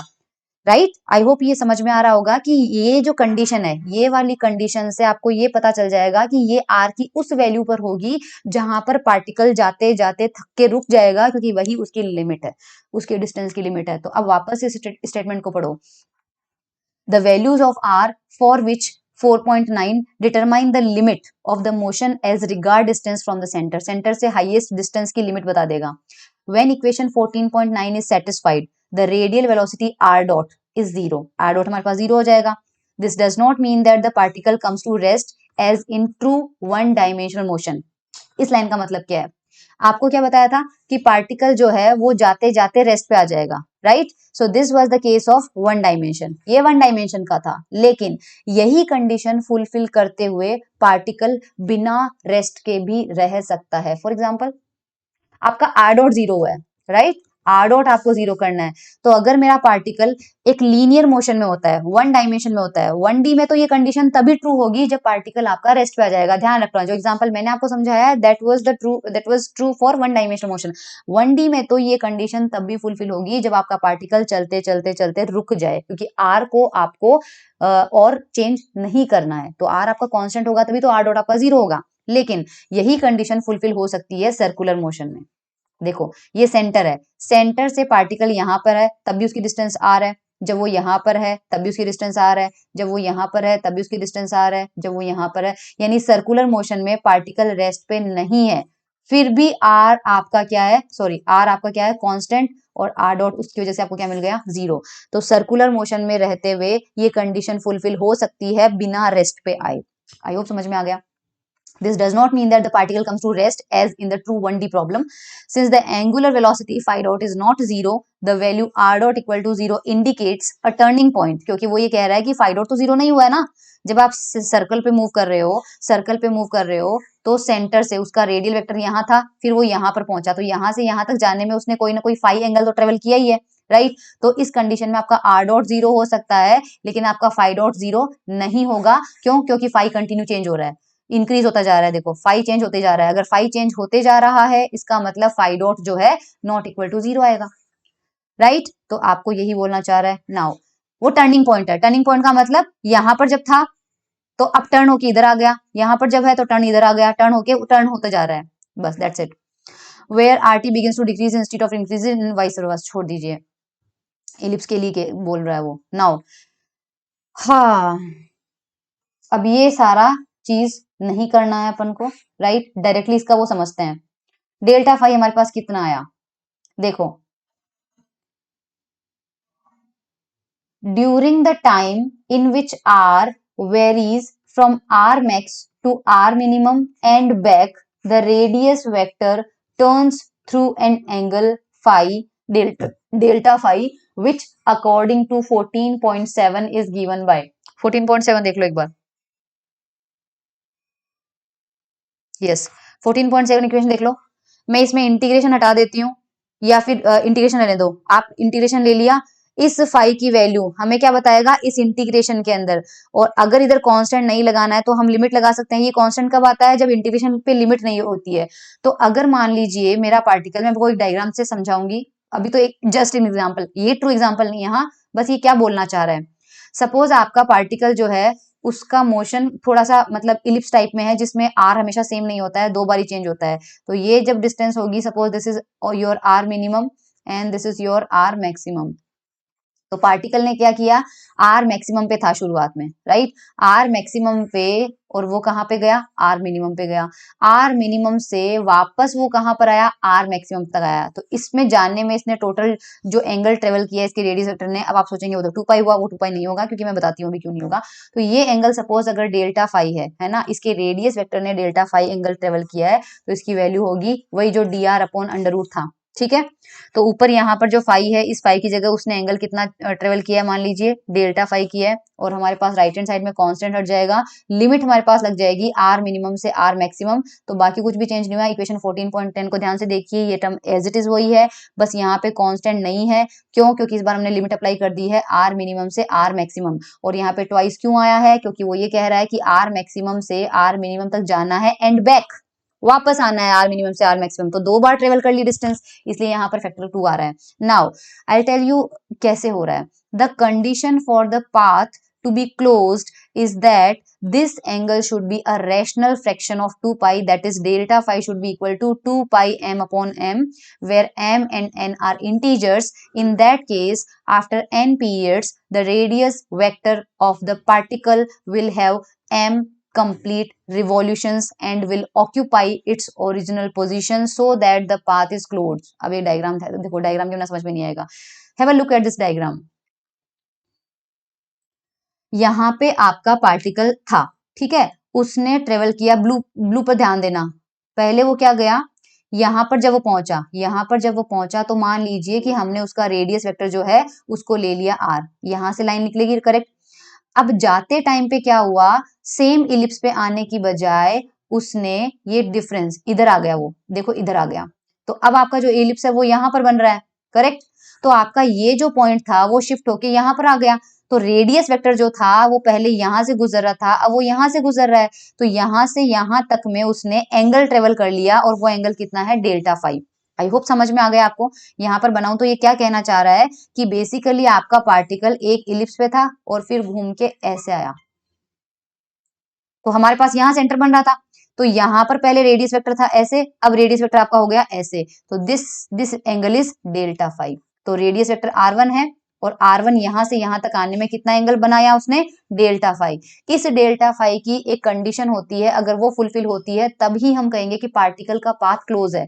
वो ये बोल रहा है कि ये 2 पाई का होना चाहिए m/n टाइम्स, m और n इंटीजर है, और n की वैल्यू क्या होगी, कि कहना चाह रहा है this is number of periods and this is, अच्छा मेरे उसमें वीडियो के पीछे छुप रहा होगा ना,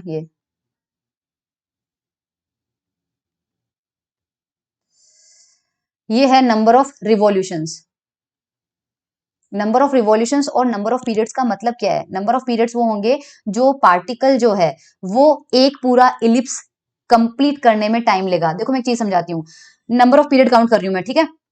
number of period 1, number of period 2, number of period 3, number of period 4, number of period 5, ये सपोज 5 पे है, तो इस कंडीशन में आपका एन कितना हुआ, 5, क्योंकि पार्टिकल ने 5 पीरियड कंप्लीट कर लिए, एक पीरियड उसका खुद का एक लूप का एक इलिप्स पूरा करने में लगा हुआ टाइम, तो n इक्वल टू 5 हो गया। m की वैल्यू यहां पर कितनी होगी, m बोल रहा है कि इस कंडीशन में उसके रेडियस वेक्टर ने कितने कंप्लीट रिवॉल्यूशन किए हैं, कितने चक्कर काटे हैं, तो देख लेते हैं। यहाँ पे सपोज मेरा रेडियस था, उसका वेक्टर r था, वो पहले शिफ्ट होके यहाँ पर आया, फिर वो शिफ्ट होके यहाँ पर गया, फिर वो शिफ्ट होके यहाँ पर आया, फिर वो शिफ्ट होके यहाँ पर आया, और वापस वो शिफ्ट होके यहाँ पर आ गया, करेक्ट। यहाँ पर लोगे तो अच्छा मुझे n इक्वल टू 6 लेना पड़ेगा, क्यों, क्योंकि यहाँ रुकने के बाद नहीं, वापस उसको पूरा इसी पे आ जाना है। वो बोल रहा है कि पाथ तब क्लोज माना जाएगा जब रेडियस वेक्टर घूम के वापस वहीं आ जाएगा जहां से उसने शुरू किया था, तो वापस आने में तो 1 2 3 4 5, अगर मैं 5 पीरियड लेती हूँ, 5 पीरियड लेती हूँ, तो मेरा रेडियस वेक्टर यहीं तक आएगा, ओरिजिनल पोजीशन पे तो नहीं आएगा। ओरिजिनल पे आने के लिए मुझे छठे नंबर का वापस लेना पड़ेगा। तो आपके पीरियड कितने हुए, पीरियड ध्यान रखना 6 हुए हैं, 6 पीरियड्स हुए हैं। रिवॉल्यूशन कितना हुआ है, रिवॉल्यूशन इस कंडीशन में सिर्फ एक हुआ है। क्यों रिवॉल्यूशन हुआ है, क्योंकि जो आपका रेडियस वेक्टर था वो पूरा एक चक्कर काट के वापस अपनी ओरिजिनल पोजीशन पे आ गया है। तो रेडियस वेक्टर ने चक्कर कितने काटे हैं, एक चक्कर काटे हैं, तो नंबर ऑफ रिवॉल्यूशन आपका हुआ है 1, और कितने पीरियड हुए हैं 6, तो डेल्टा फाइव की वैल्यू इस कंडीशन में कितनी होगी, 2 पाई मल्टीप्लाई बाय m/n था ना, तो आपके पास कितना हो जाएगा, डेल्टा फाइव की वैल्यू मानी जाएगी 2 पाई 1/6, ठीक है, क्योंकि m की वैल्यू आपके पास कितनी है, 6 है, और इस तरह से होगा हमारे पास। ये हमारे पास क्या होना चाहिए, क्लोज पाथ की कंडीशन बोल रहा है कि क्लोज पाथ तभी माना जाएगा जब आपके n पीरियड के बाद में, n पीरियड के बाद में, फॉर एग्जांपल 6 पीरियड के बाद में आपका रेडियस वेक्टर जो है वो रिवॉल्यूशन कंप्लीट करके उसी जगह वापस आ जाए, उसी जगह पे क्या आ जाए, वापस आ जाए। अब यहाँ पर देखिए, अगर हमारे केस में क्लोज पाथ नहीं होता, मतलब क्लोज पाथ के लिए कंडीशन देखिए, इसने क्या किया है, अगर इस तरह के मैंने तो n इक्वल टू 6 पीरियड्स में पूरा एक सर्कल बनवा दिया, अगर ये n की वैल्यू इन्फानाइट हो जाती है, इन्फानाइट पीरियड के बाद क्या होता है आपके पास, देखो क्या बोलना चाह रहा है, इस चीज को समझना आप, है ना।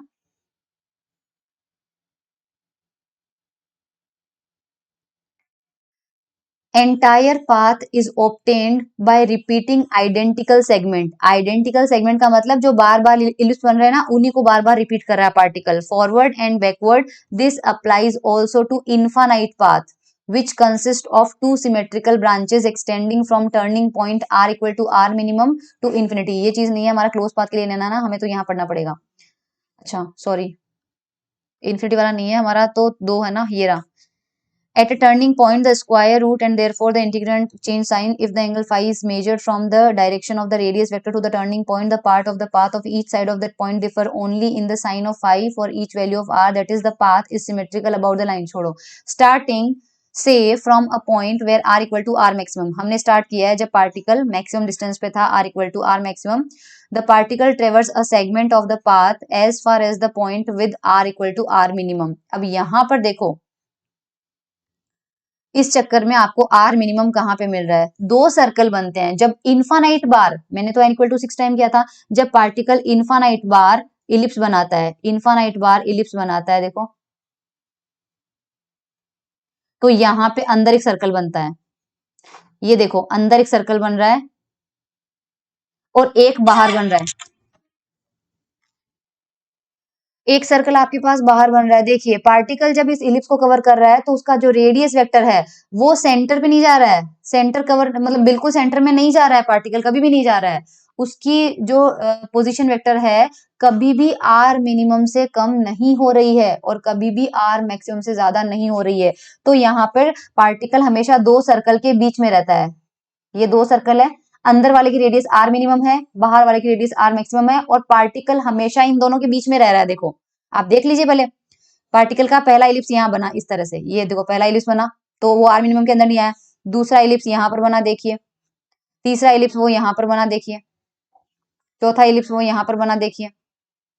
आई होप आप इसको विजुअलाइज कर पा रहे हो क्योंकि ये थोड़ा सा समझना कॉम्प्लिकेटेड हो सकता है, लेकिन पार्टिकल कभी भी आर मिनिमम वाले सर्कल के अंदर नहीं जा रहा है और आर मैक्सिमम के बाहर नहीं जा रहा है. तो हम कह सकते हैं कि पार्टिकल का जो पोजीशन वेक्टर है वो एक तो आर मिनिमम से हमेशा ज्यादा है और उसका पोजीशन वेक्टर आर मैक्सिमम से हमेशा कम है. इस डायग्राम से आपको बस इतना ही समझना था और बाकी एग्जाम में ये डायग्राम बना के आने की एक्सप्लेनेशन की जरूरत नहीं है. मेन चीज आपकी यहाँ से शुरू होती है, the presence of the centrifugal energy when m not equal to 0 which becomes infinite as 1 upon r square when r tends to 0 generally renders it impossible for the particle to reach the center of the field even if the field is an attractive one. इस line का बहुत बड़ा significance है. हमने ये बोला कि यार सर्कल में घूम रहा है फिर भी क्या कारण है कि पार्टिकल जो है वो बिल्कुल सेंटर पे नहीं जा रहा है, सेंटर का मतलब आर मिनिमम के भी अंदर सेंटर पे कभी नहीं पहुंचेगा, चाहे आपका सेंट्रल फोर्स अट्रैक्टिव नेचर का हो चाहे रिपल्सिव नेचर का हो. वाई? क्योंकि देखो आपने जो पोटेंशियल एनर्जी ली है उसमें पोर्शन था u r plus m square upon 2mr square. Suppose हम m not equal to 0 condition लेते हैं, हमें दिया गया है, मान लीजिए हमारा कैपिटल जो m है नॉट इक्वल टू 0 है, उस कंडीशन में सेंट्रल फोर्स की जो पोटेंशियल एनर्जी होती है वो दो तरह से वेरी कर सकती है, ध्यान रखना, या तो वो 1/r से वेरी कर सकती है या वो 1/r सॉरी या फिर वो r स्क्वायर से वेरी कर सकती है. नॉर्मली हम 1/r कर लेते हैं, क्यों? क्योंकि पोटेंशियल एनर्जी कूलम के केस में कितनी होती है, k1 q2 अपॉन r होती है. ग्रेविटेशनल पोटेंशियल एनर्जी कैसी होती है, g m1 m2 upon r होती है. अगर एक चार्ज पॉजिटिव है एक चार्ज नेगेटिव है तो माइनस का k q1 q2 upon r होती है, बट सब में 1/r आ रहा है. तो मैक्स टू मैक्स ये वैल्यू क्या हो सकती है, या तो ये प्लस 1/r हो सकती है या ये माइनस 1/r होती है. प्लस 1/r का मतलब दोनों पार्टिकल के बीच में क्या है, रिपल्शन है, या फिर पार्टिकल जो मूव कर रहा है वो एक रिपल्सिव फोर्स के अंदर मूव कर रहा है, और इसका मतलब क्या है, आपका अट्रैक्शन के अंदर. चाहे दोनों ही केस में हो, आपका होता क्या है कि आपको आर मिनिमम के अंदर जाना है. आर मिनिमम ऑलरेडी बहुत कम होता है, अगर आपको आर की वैल्यू उससे भी कम लेनी है तो इसका मतलब आपको लिमिट कौन सी लेनी पड़ेगी, आर टेंस टू 0. क्योंकि आप क्या करवाना चाह रहे हो, आप आर की वैल्यू 0 करवाओगे तभी तो पार्टिकल सेंटर पे पहुंचेगा, है ना. हमारे पास दो सर्कल बने थे ना, हम चाह रहे हैं पार्टिकल यहाँ पर आ जाए, बिल्कुल. इसका मतलब जो पार्टिकल की पोजीशन है वो क्या हो जाए, टेंस टू 0. तो आर टेंस टू 0 पर क्या होगा, ऊपर वाले केस में रिपल्शन वाले केस में देखते हैं m square upon 2mr square, और अट्रैक्शन वाले केस में क्या हो जाएगा, m square upon 2mr square. देखना इफेक्टिव पोटेंशियल एनर्जी का क्या होता है, r टेंस टू 0 पे आपका इन दोनों में कौन सा फर्स्ट टर्म और सेकेंड टर्म डोमिनेट कौन सा करेगा, एक में है 1/r का फैक्टर, एक में है 1/r स्क्वायर का फैक्टर. जब आपकी r की वैल्यू बहुत छोटी होती है, r इज वेरी स्मॉल, ध्यान रखिएगा, r जब बहुत छोटा है, फॉर एग्जांपल 0.2 है, अगर आपकी r की वैल्यू 0.2 होती है तो r का स्क्वायर क्या होता है, उससे भी छोटा होता है, कितना, 0.04, ध्यान रखना, राइट. लेकिन क्योंकि ये डिनोमिनेटर में है, यहाँ पे भी 1/r है और यहाँ पे 1/r स्क्वायर का फैक्टर है, तो जो आपका यहाँ पर देखो ये फर्स्ट वाला पार्ट तो हो जाएगा 1/0.2 करेक्ट। और ये आपका हो जाएगा 1/0.04। कौन सा टर्म बड़ा है? ऑब्वियसली ये दिस टर्म इज लार्जर। ये डोमिनेट करेगा, ये क्या करेगा आपका? डोमिनेट। इसका मतलब अगर आपको सेंटर पे फॉल करवाना है तो आप आर की वैल्यू टेंस टू 0 करोगे। आपका चाहे रिपल्सिव फोर्स हो चाहे अट्रैक्शन फोर्स हो, हमेशा ये टर्म तो डोमिनेट करेगा ही नहीं ना, ये वाला टर्म तो डोमिनेट करेगा नहीं। और सेकंड वाला टर्म दोनों में सेम है, और अगर सेकंड वाला टर्म दोनों में सेम है तो वो डोमिनेट करेगा। और सेकंड वाला टर्म में क्या है? That is a positive quantity. Second term वाले पार्ट क्या है? पॉजिटिव है, क्योंकि m² अपॉन 2mr² कभी नेगेटिव हो ही नहीं सकता, क्योंकि ऊपर m नॉट इक्वल टू 0 माना है, उसका स्क्वायर हमेशा पॉजिटिव होगा। आर की वैल्यू चाहे कैसी भी लो, उसका स्क्वायर है पॉजिटिव होगा, और मास उसका कभी नेगेटिव हो नहीं सकता, तो 2mb। यानी कि आपकी पोटेंशियल एनर्जी हमेशा कैसी आएगी? ग्रेटर देन 0 आएगी। और जब भी पोटेंशियल एनर्जी पॉजिटिव आती है तो हम यहाँ हमेशा ध्यान रखना, पॉजिटिव में हमेशा रिपल्शन होता है। तो होता क्या है कि जैसे ही पार्टिकल आएगा कहाँ पे? आर मिनिमम के पास में, सेंटर के पास जैसे ही आएगा, सेंटर से उसको रिपल्शन फील होगा। और वो रिपल्शन क्यों फील हो रहा है? क्योंकि अट्रैक्शन वाला पार्ट जो था, मतलब -1/r वाला था, वो हट चुका है। डोमिनेट हमेशा कौन करेगा? m² अपॉन 2mr² वाला पार्ट। और ये था सेंट्रीफ्यूगल एनर्जी। सेंट्रीफ्यूगल हमेशा धकेलता है, दूर धकेलता है, तो दूर धकेलने वाला पार्ट डोमिनेट कर गया, इसलिए पार्टिकल जो है आर मिनिमम तक तो आ जाएगा, उसके बाद वो अंदर नहीं जाएगा। तो अब हमें एग्जाम में क्वेश्चन पूछा तो जाता है। अब ये लाइन समझिए, अभी लाइन वापस पढ़िए। The presence of the centrifugal energy when m not equal to 0 which becomes infinite as 1/r²। क्यों? सेंट्रीफ्यूगल एनर्जी जो है वो कितनी थी? m²/2mr²। इसने बोल दिया कि एक तो m नॉट इक्वल टू 0 लो, तो अब हमारी एनर्जी जो है किस पे डिपेंडेंट हो गई? 1/r² पे। तो ये कब होगी? जब r टेंस टू 0 होगा। जब r टेंस टू 0 होगा तो ऑब्वियसली ये एनर्जी हमारी कैसी हो गई? इनफाइनाइट हो जाएगी। जनरली रेंडर्स इट इम्पॉसिबल, यानी कि ये मुश्किल कर देती है पार्टिकल का, किस क्या मुश्किल करती है? Centre of the field, field पे पहुंचना मुश्किल कर देती है, क्योंकि ये डोमिनेट करने लग जाता है। अब आगे बहुत इंटरेस्टिंग लाइन है, even if the field is in attractive. Even अगर आपका फील्ड अट्रैक्टिव नेचर का भी है, तो आपकी जो ओरिजिनल पोटेंशियल एनर्जी है वो -1/r के प्रोपोर्शनल होते हुए भी पार्टिकल सेंटर तक कभी नहीं गिरता है, क्योंकि ये वाला पार्ट से ज्यादा डोमिनेटिंग कौन सा वाला पार्ट होता है? ये वाला पार्ट। और ये वाला पार्ट तो डोमिनेट करेगा, तो ये तो पॉजिटिव है, पॉजिटिव का मतलब रिपल्शन होगा, रिपल्सिव एनर्जी कभी भी सेंटर की तरफ नहीं आएगी, दैट्स व्हाई। अब देखो आगे कंडीशन क्या है, a fall of the particle to the centre is possible only. अगर हमें सेंटर पे पार्टिकल को फिर भी पहुंचाना है, इसके लिए हमें कंडीशन मांगी जा रही है, तो वो कंडीशन क्या होगी? तो हमें ये बोल रहा है, if the potential energy tends sufficiently rapidly to -infinity as r tends to 0। ये कह रहा है कि आपको अगर सेंटर पे पार्टिकल गिराना है, अगर आपको गिराना है तो आपके पोटेंशियल में दो टर्म थे ना, एक था -1/r का, और एक आपके साथ था m²/2mr²। तो आप अपनी पोटेंशियल एनर्जी ऐसी होनी चाहिए जो जब हम ये लिमिट अप्लाई करें तो इससे पहले, यानी इसके डोमिनेट होने से पहले ये -इंफिनिटी हो जाए। और ये कैसे पॉसिबल हो सकता है? देखते हैं। जब तक ये डोमिनेट करेगा तब तक तो पॉसिबल नहीं है। तो तरीका क्या है कि r टेंस टू 0 पे ये वाला फैक्टर डोमिनेट करना चाहिए, और ये वाला फैक्टर डोमिनेट कब करेगा? Let's have a look.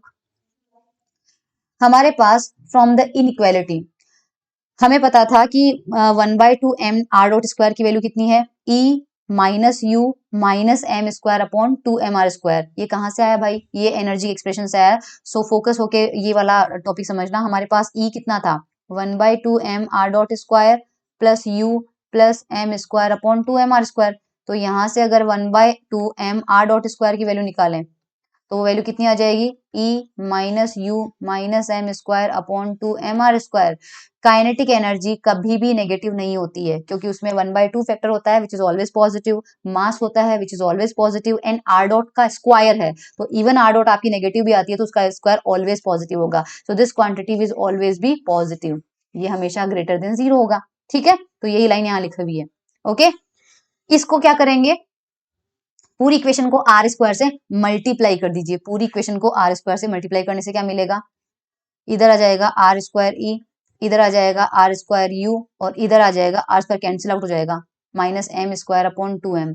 ये क्या आ जाएगा? ग्रेटर देन 0, क्योंकि दोनों साइड मैंने r² से मल्टीप्लाई कर दिया है। तो ये वाली जो लाइन है वो यहाँ लिखी हुई है, ये देखो, r²u plus m²/2m less than er² होना चाहिए। कैसे? ये देख लेते हैं। अगर हमारा ये ग्रेटर देन 0 है तो यहाँ से क्या लिख सकते हैं? इसका मतलब r²u greater than r²u plus m square upon 2m। कुछ नहीं, इसको राइट हैंड साइड में ले जाओ, इसको भी राइट हैंड साइड में ले जाओ, तो वो प्लस के हो जाएंगे, उधर जाएंगे तो आर स्क्वायर ई जो है आपका वो इससे बड़ा है। या फिर मैं उल्टा लिखूं तो क्या लिख सकते हैं, r square u plus m square upon 2m less than r square e. कुछ नहीं, इनको पहले लिख लिया, इसको बाद में लिखा है, तो वो लेस देन हो जाएगा। ठीक है, और यही चीज यहाँ लिखी हुई है, ये रहा r square u plus m square upon 2m should be less than E r square. It follows that r can take values tending to zero only if. अब हमें क्या करना है, r टेंस टू जीरो पे क्या मिलेगा, r tends to zero होने पे हमारा क्या होना चाहिए, ई आर स्क्वायर तो जीरो होगा ही होगा।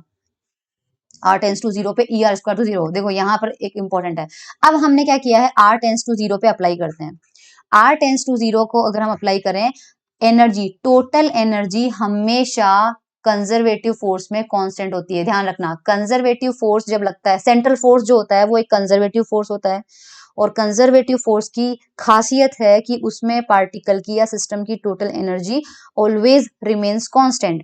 अगर ये एक कांस्टेंट टर्म है, तो जब मैं r टेंस टू जीरो में, यानी आप तो एक बार r इक्वल टू जीरो ही कर लो, तो r इक्वल टू जीरो पे करोगे तो एक कांस्टेंट से जीरो मल्टीप्लाई होके वो टर्म हमेशा क्या हो जाएगा, जीरो हो जाएगा। तो ये तो जीरो हो जाएगा। अब आप बोलेंगे ये भी जीरो हो जाना चाहिए, नो, ये जीरो इसलिए नहीं कर सकते हम क्योंकि जो u है उसके अंदर हमारा r का फैक्टर आ रहा है। तो सपोज अगर पोटेंशियल एनर्जी 1/r स्क्वायर हुई तो r स्क्वायर इस ऊपर वाले r स्क्वायर से कैंसिल आउट होके 1 आ जाएगा ना। इसलिए जब तक हमें u का एक्सप्रेशन पता नहीं चल जाता है, हम इस वाले फैक्टर को जीरो नहीं करेंगे। इसको हम राइट हैंड साइड वाले को जीरो इसलिए कर दिए क्योंकि इसके साथ में कैपिटल E मल्टीप्लीकेशन में था, और कैपिटल E का हमें पता है कि वो कांस्टेंट है, 2 हो सकता है, 3 हो सकता है, 4 हो सकता है। तो जब हमारा r जीरो होगा तो ये फैक्टर पूरा जाएगा, लेकिन u के केस में ऐसा नहीं कर सकते क्योंकि u में r आएगा। इसलिए हम इसको तो जीरो कर देते हैं, तो हमें यहां से क्या मिलेगा, आर स्क्वायर यू। पर क्योंकि अब हम लिमिट लगा चुके हैं, क्योंकि लिमिट लगाने से तो राइट हैंड साइड जीरो हुआ है, this plus m square upon 2m should be less than zero, ये होना चाहिए, करेक्ट।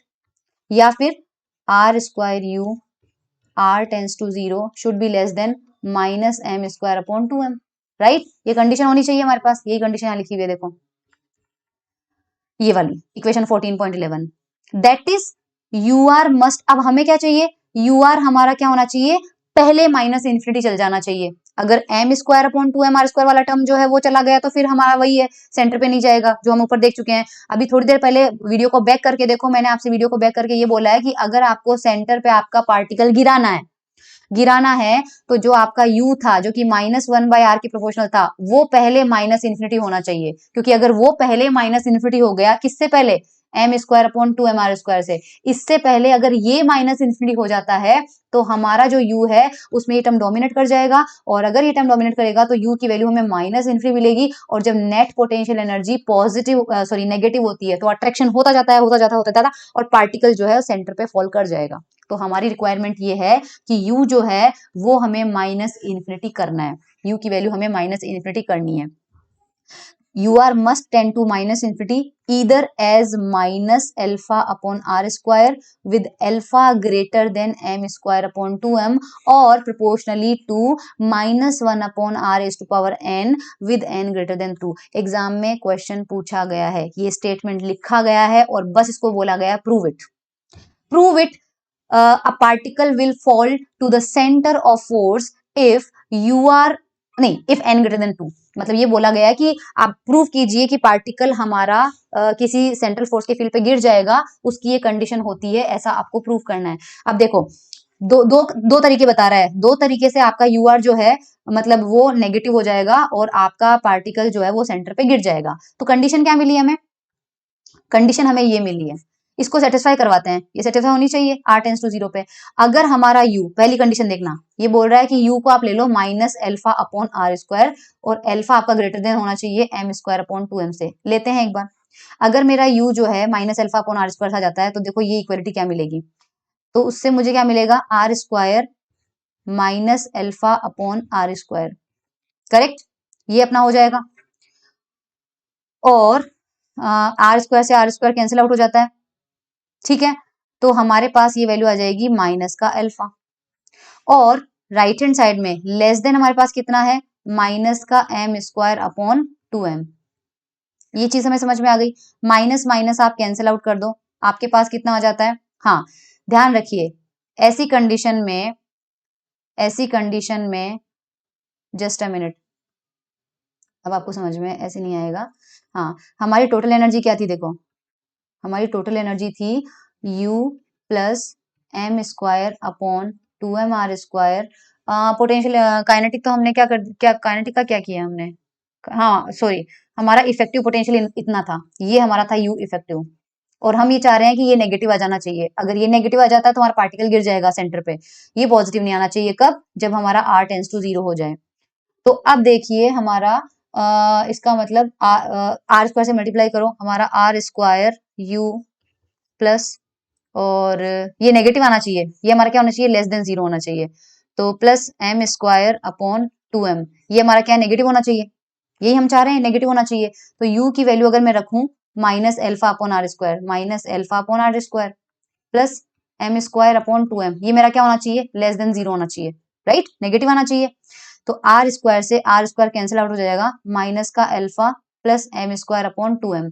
अब ये क्वांटिटी अगर मेरी नेगेटिव आ जाए, तो ये मेरी नेगेटिव कब आएगी भाई साहब, अगर मेरा alpha M square upon 2m से बड़ा हुआ, तो क्या ये मेरी वैल्यू नेगेटिव आ जाएगी, यस। कैसे, मान लीजिए एम स्क्वायर अपॉन 2m की वैल्यू आपके पास होती है 2 और अल्फा उससे बड़ा होता है यानी कि 3, तो इसकी वैल्यू कितनी आ जाएगी, माइनस का 3 प्लस का 2, एंड माइनस का 3 प्लस 2 क्या होता है, -1, और -1 क्या होता है, 0 से कम, यानी ओवरऑल आपका यू इफेक्टिव नेगेटिव आ गया। और अगर आपका नेगेटिव आ जाता है तो यानी कि अट्रैक्शन होता जाएगा होता जाएगा होता जाएगा, आपका क्या आ जाएगा आंसर, वो उस पर गिर जाएगा। तो नेट अट्रैक्शन बनाने के लिए आई होप पहली कंडीशन आपको क्लियर है, UR must tend to infinity either as minus alpha upon r square with alpha greater than m। तो ये दोनों कंडीशन सेटिस्फाई होगी तभी आपका U इफेक्टिव नेगेटिव आएगा।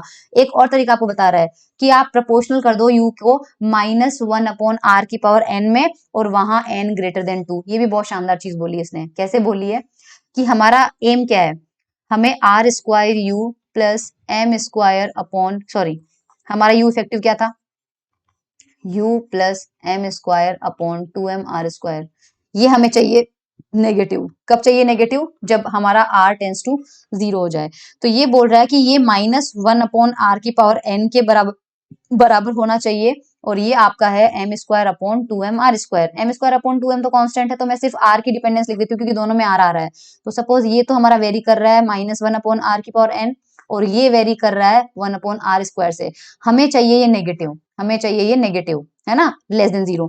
अब देखो n की वैल्यू अगर मैं 2 से बड़ी रखती हूँ, क्योंकि कंडीशन बोल रहा है n ग्रेटर देन 2, तो ये क्या हो जाएगा, सपोज 3 ले लेते हैं, 3 हो जाएगा, और प्लस 1 अपॉन आर स्क्वायर। अब जब आप r को 0 करोगे, अब जब r को टेंस टू 0 करोगे, तो आप r का मान लीजिए 0.2 माना, तो r का स्क्वायर कितना होगा, 0.04 होगा, और r का क्यूब कितना होगा, 0.008। ऐसी सिचुएशन में ये वाली क्वांटिटी हो जाएगी माइनस का 1 अपॉन 0.008, और ये क्वांटिटी हो जाएगी 1 अपॉन 0.04। कौन सा बड़ा नंबर है भाई साहब, साफ साफ पता चल रहा है, दिस क्वांटिटी इज मतलब मैग्नीट्यूड वाइज ये ज्यादा बड़ा है, ये आपका ज्यादा बड़ा है, और ये छोटा है, ध्यान रखिए। अब मैं इसको सॉल्व नहीं कर रही हूँ, इसको वैसे सॉल्व मैं मतलब मजाक में क्या, एग्जांपल के तौर पे ले लो यार, ये बड़ी क्वांटिटी है, ये बड़ी क्वांटिटी है, तो दिस विल बी -5। ये छोटी क्वांटिटी है, इसको 3 ले लो, प्लस का 3, ओवरऑल क्या आ रहा है, नेगेटिव आ रहा है, नेगेटिव मतलब 0.2। तो ये लेस देन 0 की कंडीशन यहाँ पर सेटिस्फाई हो रही है। इसका मतलब आपका पार्टिकल सेंटर पे तब फॉल करेगा जब ये दो कंडीशन आपकी सेटिस्फाई हो जाती है। तो बस प्रॉब्लम हम नहीं करेंगे। आगे का क्या बोल रहा है, नेक्स्ट टॉपिक आपका क्या है इसमें, केपलर की प्रॉब्लम आज नहीं करेंगे भाई, केपलर की पढ़ी नहीं है मैंने अभी तक, पढ़ के फिर बताऊंगी ये, ठीक है। तो thank you so much everyone, have a good day.